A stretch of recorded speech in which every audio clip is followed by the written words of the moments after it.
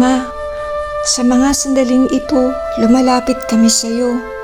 Lumuluhod, tumatawag sa iyo. Panginoon, sinabi mo sa iyong salita, Mateo 6:8, na bago pa kami tumawag sa iyo, bago pa namin ibuka ang aming mga bibig, alam mo na ang kailangan namin. Panginoon, ganyan ka kadakila, ganyan ka makapangyarihan, ganyan ka kadakila, Panginoon. Katulad ng ginawa mo kay Propeta Elijah, isang beses lang tumawag si Elijah, isang beses lang at dininig mo na agad siya at nagpadala ka agad ng apoy. Panginoon, kung nakaya mong magbigay ng apoy kay Elijah sa isang tawag lang niya, alam ko, Lord, na kaya mo ring ibigay ito sa amin. Kaya mo ring ibigay ang aming hinihingi sa iyo, ang aming dinadalangin sa iyo, ang aming dinudulog sa iyo. Panginoon, sinabi mo sa iyong salita na sa aming pananalangin, hindi na kami kailangang magpaulit-ulit pa. Hindi na namin kailangang ulit-ulitin pa ang aming panalangin upang marinig mo kami, sapagkat ikaw ay Diyos na buhay. Ikaw ay Diyos na sumasagot. Hindi ka bingi upang magpaulit-ulit kami ng panalangin.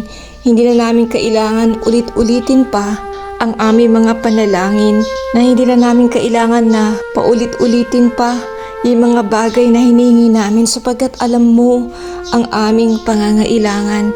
Kaya sa mga sandaling ito, Ama, buksan niyo po ang durungawan ng langit. Ibuhos mo po sa amin ang mga bagay na hinihingi namin. Hindi po kami humingi sa iyo ng mga material na bagay.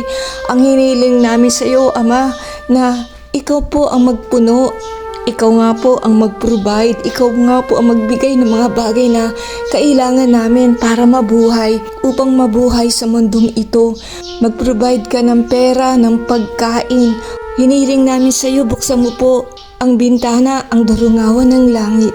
Ibuhos mo po sa amin ang hinihiling namin, ang aming kailangan, upang kami ay mabuhay, upang kami ay magpatuloy sa laban. Dakilang Diyos, ang hinihiling po namin sa iyo, ang iyong patnubay, ang iyong provision sa araw na to.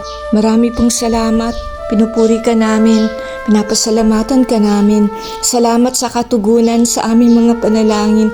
Salamat, hindi mo kami binibigo, hindi mo kami tinatalikuran, nakikinig ka, hindi ka natutulog at hindi ka nagpapabaya. Purihin ka, Ama, luwalatiin ka. Ito ang aming panalangin sa pangalan ni Jesus.